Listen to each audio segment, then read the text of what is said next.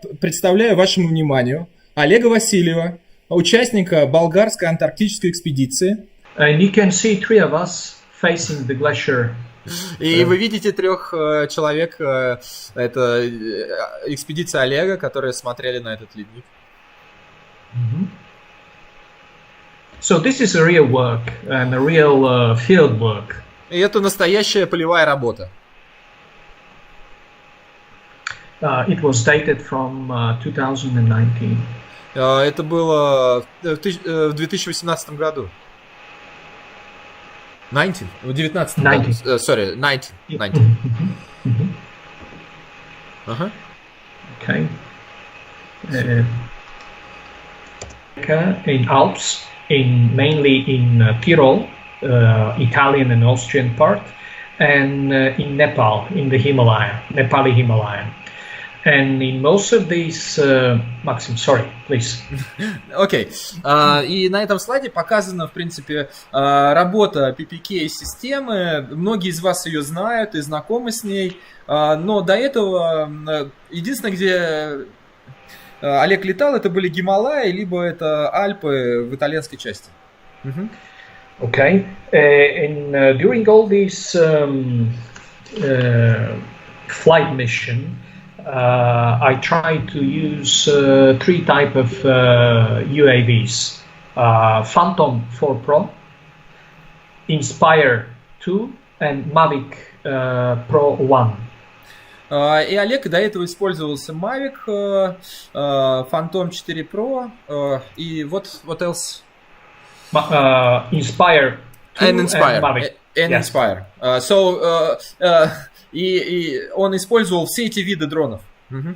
Yes, the only UAV which is equipped with supplementary GNSS receiver is Phantom 4 Pro from TOPODRONE. И единственный дрон, который был обеспечен геодезическим GPS-приемником, это был наш дрон, который мы доработали для этого.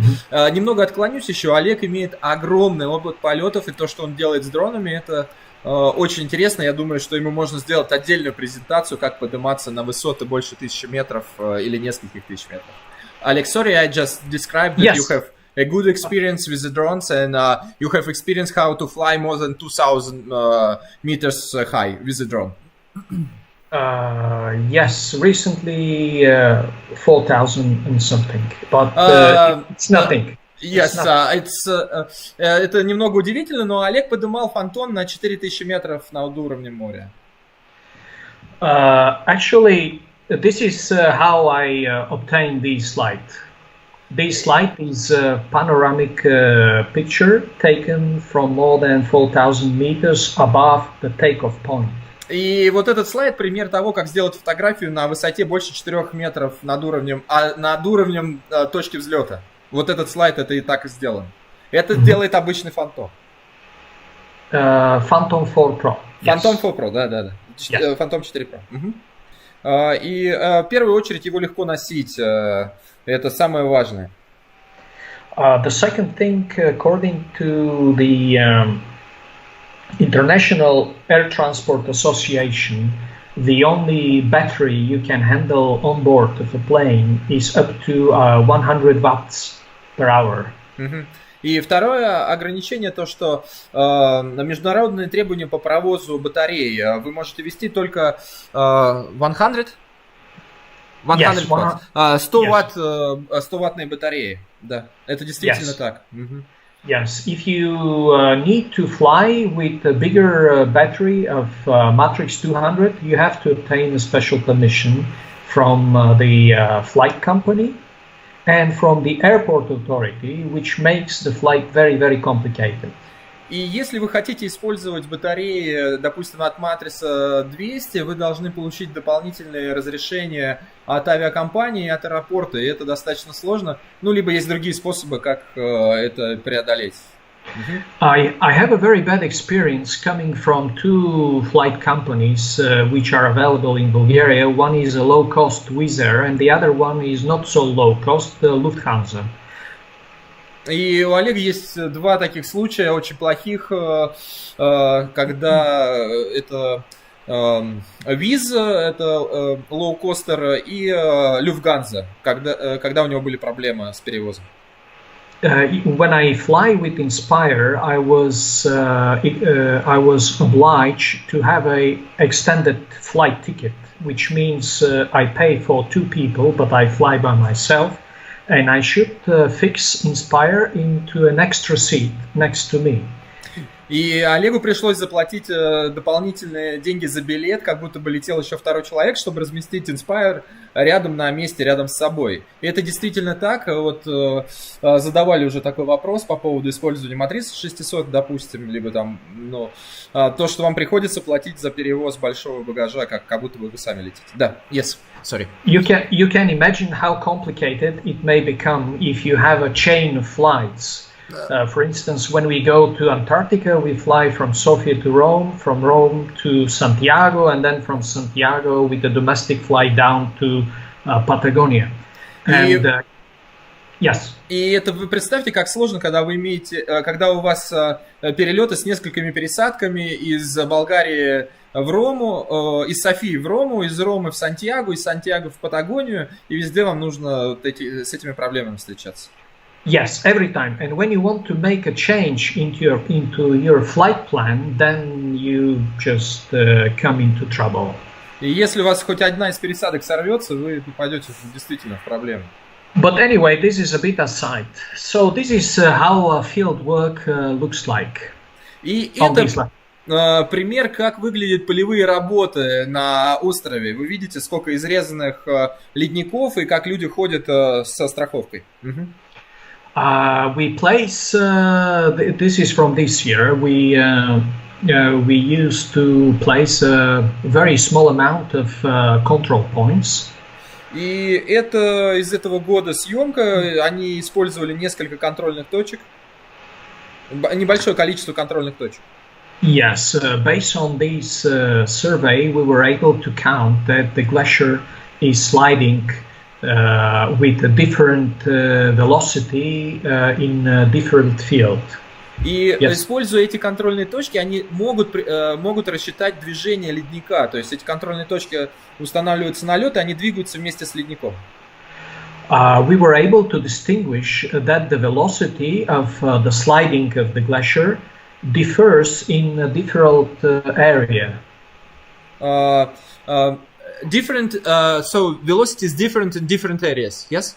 Yes, velocity of the glacier is different in different area, and the reason for that is that under the glacier there is a terrain, and the glacier is sliding over the terrain, and based on the resistance of the terrain, it produces a difference in the speed. И они вычислили, что скорость движения в разных частях ледника разная, потому что под ледником находятся различные рельеф и различные трения ледника с рельефом. Из-за этого скорость разная. And based on the PPK solution, by working into a relative coordinate system, we were able to understand that the difference is coming not from the noise of the data, but is coming from the glacier nature. И используя PPK решения, они вычислили, что вот эта скорость движения, разница в скоростях движения ледника, они думали, что это проблема в измерениях, а они вычислили, что это именно из-за разной скорости ледника, из-за разного движения, из-за разной поверхности. This is another perspective of the same place. This is another field of work where the mountain is about 2,000 meters high. The winds here are quite demanding. This is another glacier. Stop. Could I translate? Окей. Это изображение еще одного ледника, который находится на высоте 2000 метров, вы представляете, да? И вы видите движение ледника, и вы видите, какой сильный ветер. Видно это по вот этой лощине, да, внизу. Ага. Окей. Could you continue? Yes. this is called a shelf glacier, which means the glacier lays over the surface of the ocean and is fragmenting during its own weight. And this fragmentation makes us very difficult to access the land for disembarkation. Это полка ледника, которая лежит, получается, на океане и под своим весом разрушается. И сюда очень сложно попасть. The falling fragments produce most of the difficulties during sailing. И падающие фрагменты ледника предоставляют большие проблемы при плавании рядом с ним. To access a takeoff point, we used to use a rubber boat, which is the only possible vehicle. Единственный способ добраться до точки взлета, откуда они выполняли изыскания, это лодка. Вот фотография этой лодки, они в среди ледников плавают. Sometimes we place a base station on the field and then change the takeoff point from the boat. It means the drone is taking off from the boat, but the base is keep on working on the terrain. Иногда они ставили базу и потом уплывали в другое место и вообще взлетали с лодки, потому что, из-за особенностей работы. Another thing that I focused on after being able to fly it with PPK is to change the fixed flight height to a terrain follow mode. И другая особенность, которую он вычислил при использовании PPK Solution, при использовании решения PPK, то, что он поменял способ полета. До этого он летал по ровной траектории, а перешел на полеты над поверхностью рельефа. The deviation of the terrain where I fly is quite high. The deviation. И изменение рельефа было очень значительное, где он летал. It produced a very variable scale factor. И это производило очень значительные изменения разрешения. То есть разрешение менялось из-за высоты территории, над которой он летал. And this is another approach by using UGCS. It was quite good. However, when the field work is in a distant area, I have to carry a laptop with me to make a first flight with a fixed height, then to process data, create a digital elevation model, and then to fly in a terrain follow mode. И Олег использовал UGCS, чтобы сделать полеты над рельефом, terrain following mode, так называемый, многие его знают. Для этого ему приходилось вести с собой ноутбук, летать сначала по плоской траектории, строить цифровую модель рельефа, а потом уже летать по рельефу с использованием UGCS. And you can imagine how many issues are coming from this fact. On the boat, you have to consider the waterproofness of your laptop. И, конечно, вы представляете, сколько важных моментов вы должны учесть. Допустим, если вы в лодке, вы должны учесть, что ваш ноутбук должен быть водонепроницаемый. The waterproofness of the drone. Должен быть водонепроницаемый дрон. The waterproofness of the pilot as well. И, конечно, и пилот тоже должен быть водонепроницаемый. And when you reach the takeoff point and you disembarkate, and people from the boat ask how long time you need, and I said 2 hours. И когда Олега высаживали с лодки, его спрашивали, сколько тебе часов нужно, чтобы пролететь, он говорил 2 часа. They usually come after 6 hours. Обычно они приезжали обратно забирать через 6 часов. And they call on the radio and they said, "Are you ready?" И они всегда по радио спрашивали, ты готов? Then I said, no, I have a jam by processing the digital elevation model. Come into 2 more hours. И ему приходилось говорить, нет, не надо, не приезжайте, потому что у меня есть тут вопросы по обработке цифровой модели рельефа. Подождите еще 2 часа. And then they used to say, then we will come into the next season. И тогда они отвечали, мы к тебе вернемся на следующий сезон. This is a real screen recording from my laptop. Это реальная запись видео с ноутбука Олега, как выполнялись полеты. Yes, with the Bandicam and UGCS with the produce terrain model and И это реальное видео, как выполнялись полеты с UGCS, используя возможность построить свой собственный рельеф и летать по нему. Okay. This is another volcanic vent, caldera. Is the proper name.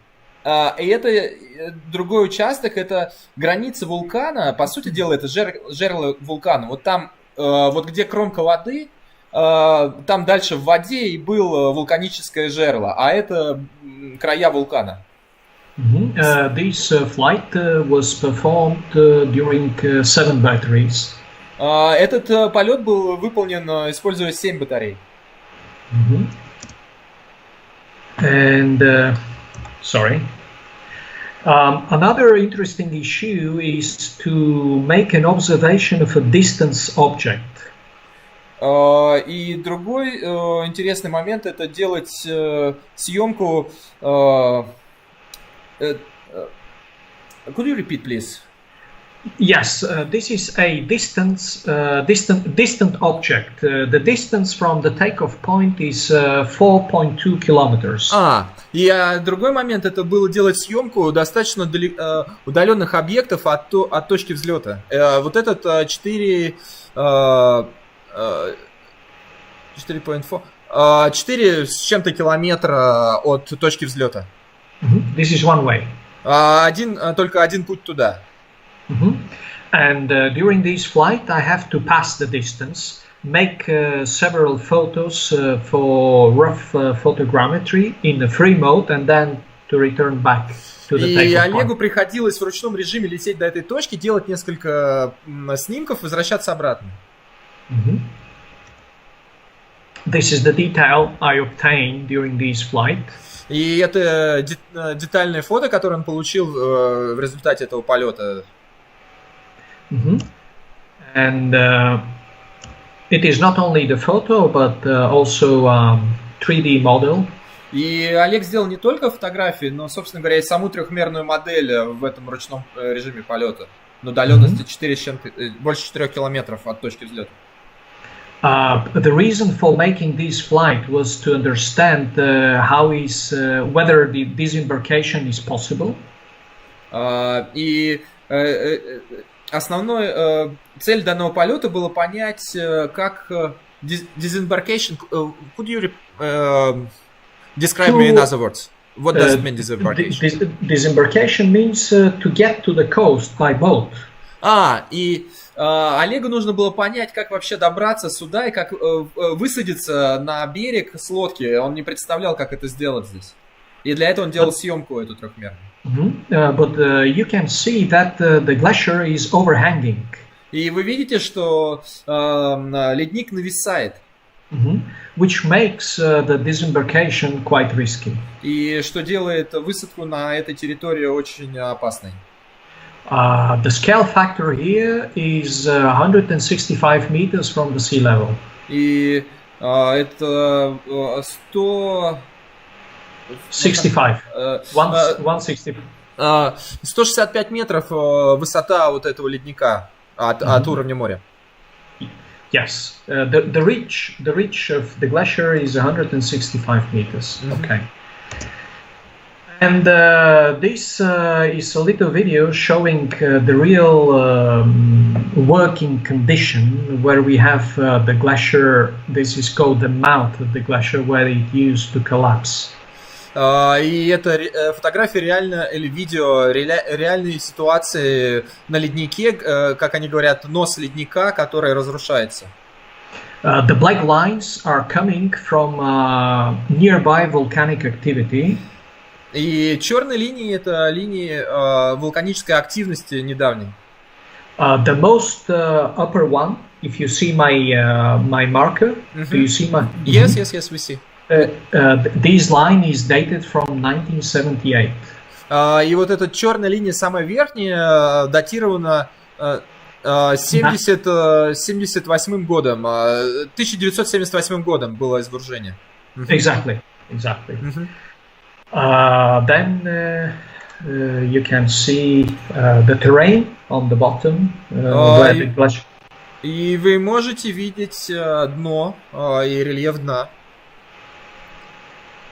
Вы можете видеть рельеф. Ага. Рельеф. Does the video working? Yes, it's cool. Okay.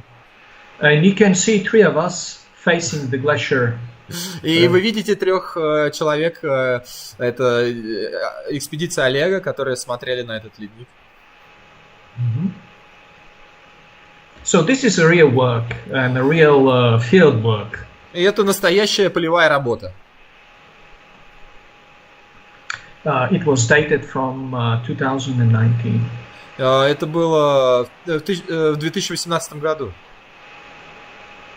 19 году. Sorry, 19. Ага. Okay.